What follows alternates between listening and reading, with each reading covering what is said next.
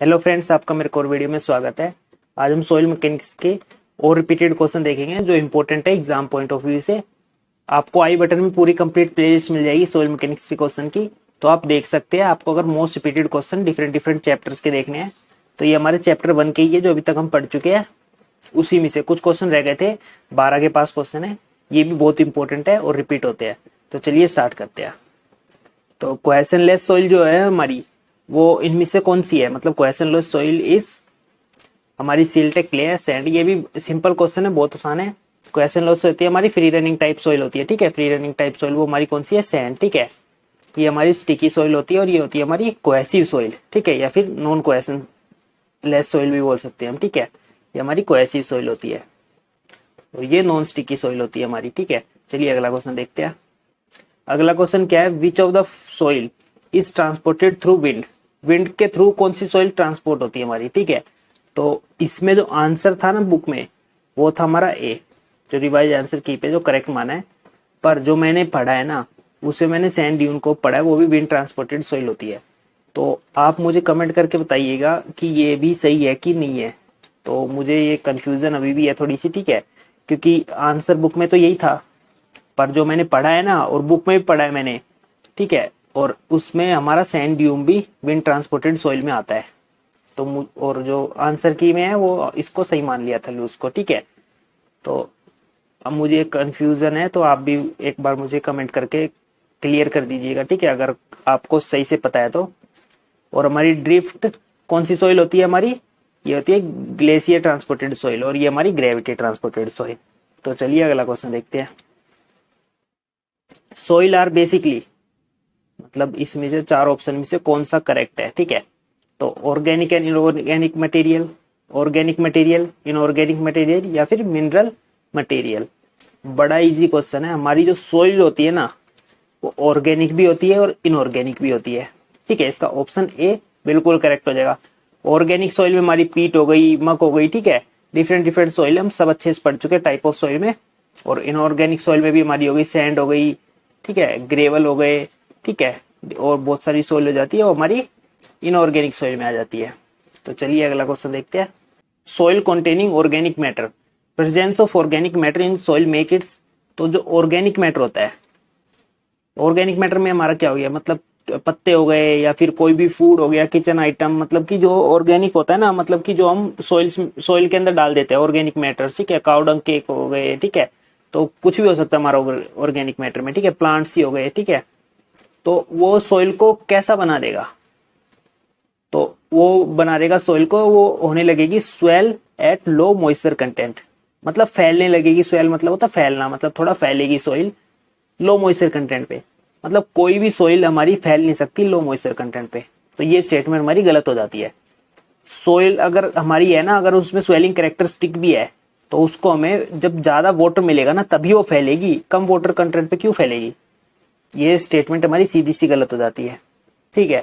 पहले मैं गलत स्टेटमेंट को समझा रहा हूं ताकि फिर आंसर को मैं अच्छे से समझा सकूं। आंसर तो इसका बी है, ठीक है।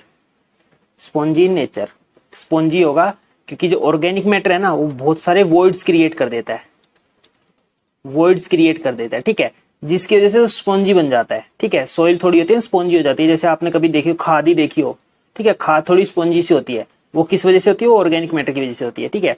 तो shrink with the increase in moisture content, मतलब श्रिंक करेगी मॉइस्चर कंटेंट इंक्रीज से। मतलब ये स्टेटमेंट भी बिल्कुल गलत है, आप पढ़ते ही बता सकते हैं।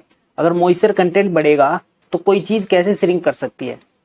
जब उस किसी चीज में हम दूसरी चीज को ऐड कर रहे हैं तो श्रिंक होगी या बढ़ेगी?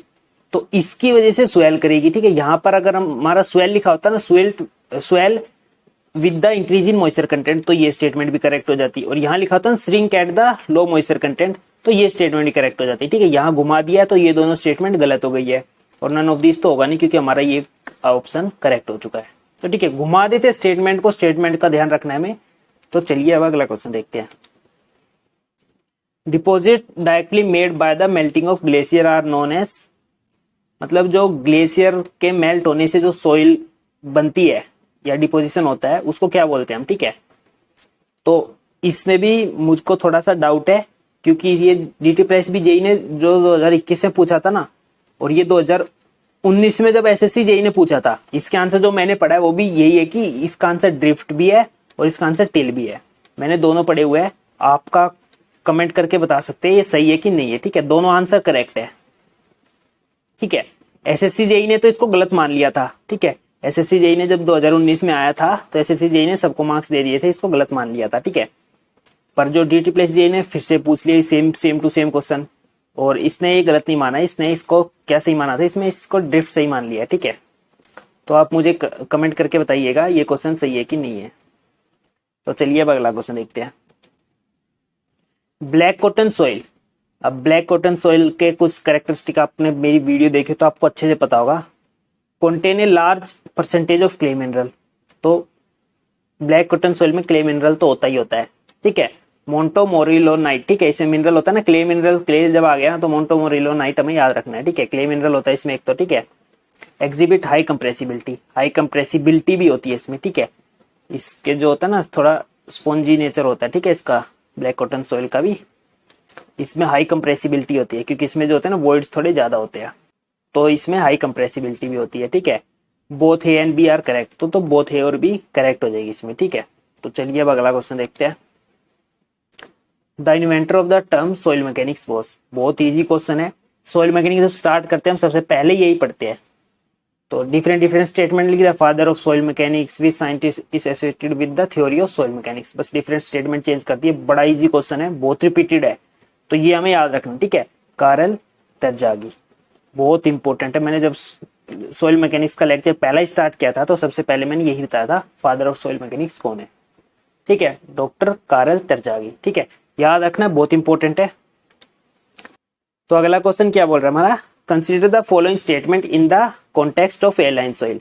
एलाइन सॉइल से रिलेटेड हमें करेक्ट स्टेटमेंट बतानी है इसका मतलब। ठीक है, the soil has low density. तो हमारी पहली स्टेटमेंट बोली है उस सॉइल की जो होती है लो डेंसिटी होती है, ये हमारी करेक्ट स्टेटमेंट है। पर अब हमें ये पता होना चाहिए लो डेंसिटी क्या होती है, हाई डेंसिटी क्या होती है, तो इसको समझते हैं पहले। ठीक है, डेंसिटी का हमें फॉर्मूला पता होना चाहिए पहले। ठीक है, डेंसिटी का फॉर्मूला होता है मास डिवाइडेड बाय वॉल्यूम। ठीक है, लो डेंसिटी का मतलब क्या है, हमारी जो लो डेंसिटी है मतलब कि हमारी इसकी वैल्यू कम है, डेंसिटी की वैल्यू कम है। इसकी वैल्यू कब कम होगी, जब हमारी वॉल्यूम बढ़ेगी। तो ठीक है, वॉल्यूम बढ़ रही है और डेंसिटी हमारी घट रही है। ठीक है, ऐसे हमारा मास भी घटेगा तब भी हो सकती है हमारी लो डेंसिटी। ठीक है, हाई डेंसिटी मतलब क्या है, हमारा मास ज्यादा है, वेट ज्यादा है मतलब एक टाइप से। ठीक है, और वॉल्यूम क्या है हमारी कम है, ये हमारा हाई डेंसिटी बोल देते हैं हम इसको। ठीक है, ये मतलब है इसका। ठीक है, और हमारी क्या दूसरी क्या है, एंड। तो यहीं पे हमें ध्यान रखना है, कहीं सिर्फ इसको देख के करेक्ट स्टेटमेंट मान लेंगे पूरी, पर इसके साथ जो एंड लगा हुआ ना उसमें क्या बोला, लो कंप्रेसिबिलिटी। जब हमारी वेरी लो डेंसिटी होती है ना तो उसकी समझ लेना कंप्रेसिबिलिटी हाई होती है। क्यों, जो हमारी डेंसिटी लो है मतलब उसका वेट कम है, एक टाइप से उसके अंदर वॉइड्स बहुत ज्यादा होंगे, मतलब फिर वॉइड्स बहुत ज्यादा होंगे क्योंकि एयर फिल कर रही होगी उस गैप को, उसकी डेंसिटी कम है तो उसमें वॉइड्स ज्यादा होंगे, इस वजह से इसकी जो कंप्रेसिबिलिटी है बहुत ज्यादा हो जाती है। ठीक है, तो ये ध्यान रखना है, इसकी जो कंप्रेसिबिलिटी होती है वो हाई होता ना तो ये पहली स्टेटमेंट करेक्ट होती, नहीं तो ये स्टेटमेंट बिल्कुल गलत है। और हमारी ए लाइन सॉइल है वो होती है हमारी विंड ट्रांसपोर्टेड सॉइल या wind deposition soil is deposit by wind, हम ये भी बोल सकते हैं। ठीक है, the soil has large permeability, से परमेबिलिटी भी लार्ज होती है क्योंकि इसमें वॉइड्स बहुत ज्यादा होते हैं तो उसमें परमेबिलिटी भी इंक्रीज हो जाती है। ठीक है, तो हमारी पहली स्टेटमेंट यहां तक तो करेक्ट है, पर इसके बाद जो लो कंप्रेसिबिलिटी है ना वो गलत है। ठीक है, तो यहाँ पे ये स्टेटमेंट गलत हो जाएगी। तो इसमें जो ऑप्शन करेक्ट होगा ना वो हमारा बी होगा, बी और सी। ठीक है, तो ये ध्यान रखना है हमें। ईएससी के क्वेश्चन है, हमें कम से कम 2 बार पढ़नी चाहिए, इंपॉर्टेंट होते हैं और रिपीटेड भी होते हैं। तो अगला क्वेश्चन देखते हैं अब हम, विच of the following is an example of collapsible soil. Collapsible soil का एग्जाम्पल कौन सा है इनमें से, तो आपने मेरा लेक्चर देखा तो आपको पता ही होगा, लोस जो है वो कोलेप्सिबल सॉइल का एग्जाम्पल है। बड़ा इजी क्वेश्चन था। तो चलिए अब अगला क्वेश्चन देखते हैं। Question less soil are form by. Question less soil कैसे बनती है हमारी, किस मेथड से बनती है। ठीक है, सॉइल हमें पता है किससे बनती है, फॉर्मेशन होती है सॉइल की हमारी वेदरिंग से होती है। ठीक है, तो इसमें देख हमें जब स्टेटमेंट सारी देखेंगे ना तो कंफ्यूज हो जाएंगे यहाँ पर हम इन 2 स्टेटमेंट में, बाकी स्टेटमेंट गलत है, आप पढ़ के समझ सकते हैं। Constant blowing of wind in the same direction, ये स्टेटमेंट बिल्कुल गलत है। Deposition in a delta region, ये स्टेटमेंट बिल्कुल गलत है। इन दो स्टेटमेंट में जाके आप कंफ्यूज होंगे। Physical disintegration of rocks, physical disintegration rock की वजह से हमारी क्वेश्चनलेस सॉइल बनती है, ठीक है, क्वेश्चनलेस सॉइल या फिर फ्री रनिंग टाइप सॉइल, ठीक है, या फिर केमिकल वेदरिंग ऑफ रॉक। तो इसमें जो हमारी करेक्ट स्टेटमेंट है ना वो हमारी सी, फिजिकल वेदरिंग की वजह से हमारी क्वेश्चनलेस सॉइल बनती है, ठीक है, या फिर हम कोर्स सॉइल भी बोल सकते हैं एक टाइप से, ठीक है। फिजिकल वेदरिंग की वजह से बनती है। केमिकल में जो होती है ना हमारी कोहेसिव सॉइल मोस्टली बनेगी, ठीक है, इस वजह से ये स्टेटमेंट करेक्ट नहीं है, इसमें हमारी कोहेसिव सॉइल बनेगी। केमिकल वेदरिंग में हमारी मोस्टली लगभग सारी सॉइल जो होती है हमारी कोहेसिव होगी, ठीक है, केमिकल की वजह से हमारी कोहेसिव सॉइल बनती है और इसकी वजह से हमारी नॉर्मली कौन सी कोहेशनलेस सॉइल बनती है, ठीक है। तो ये हमें याद रखना है, ठीक है, ये भी रिपीटेड क्वेश्चन है। Marine soil are transported and deposit by which of the following agent, ये तो इजी क्वेश्चन था, इसका आंसर हमारा सी हो जाएगा। तो अगला क्वेश्चन देखते हैं। Black cotton soil is unsuitable for the foundation due to, ये भी बहुत इंपॉर्टेंट क्वेश्चन है, ठीक है, रिपीटेड तो बहुत ज्यादा ही है, इंपॉर्टेंट क्वेश्चन है, ये हमें याद रखना है। इसमें कंफ्यूजन थी और इसको जब पहली बार देखा था तो मैं भी गलती कर बैठा था, ठीक है, तो ये क्वेश्चन हमें ध्यान रखना है इसमें, ठीक है। तो black cotton soil are unsuitable for foundation due to, क्या रीजन है उसका, its particle are cohesive, cohesive की है इस ये रीजन है, तो ये ऑप्शन गलत हो जाएगा हमारा। कोहेसिव हमारा चिपकू नेचर जो होता है ना तो वो थोड़ी बियरिंग कैपेसिटी बढ़ाएगा एक टाइप से, ठीक है, तो वो सुटेबल होगा एक टाइप से, ठीक है, हमारा फाउंडेशन के लिए। इट्स परमेबिलिटी अनसर्टेन, मतलब कि एक तरह से इसकी परमेबिलिटी हम मतलब एक तरह से पता नहीं लगा सकते, अनसर्टेनिटी है मतलब, ठीक है, तो ये स्टेटमेंट भी एक टाइप से गलत हो जाती है। पर जो आखिरी दो स्टेटमेंट है ना यहाँ पर हमें कंफ्यूजन होती है। कई लोग जो है ना, मैं बता रहा हूँ 50% लोग इसको भी टिक मार देंगे देखते ही, लो बियरिंग कैपेसिटी की वजह से, ठीक है, अगला ऑप्शन पढ़ते भी नहीं है, ठीक है, यहीं पर हम 50% लोग गलती कर देते हैं। पर हमें चारों ऑप्शन देखने, it undergo volumetric change with moisture, ये पॉइंट हमें समझना है, ठीक है। लो बियरिंग कैपेसिटी है तो वो सिंपल सी बात है, वो अनसुटेबल मतलब सुटेबल होगी नहीं फाउंडेशन के लिए, ये पॉइंट सही है। पर हमें सबसे जो बेस्ट ऑप्शन होगा ना वो देखना है, ठीक है, वो हमारा डी है।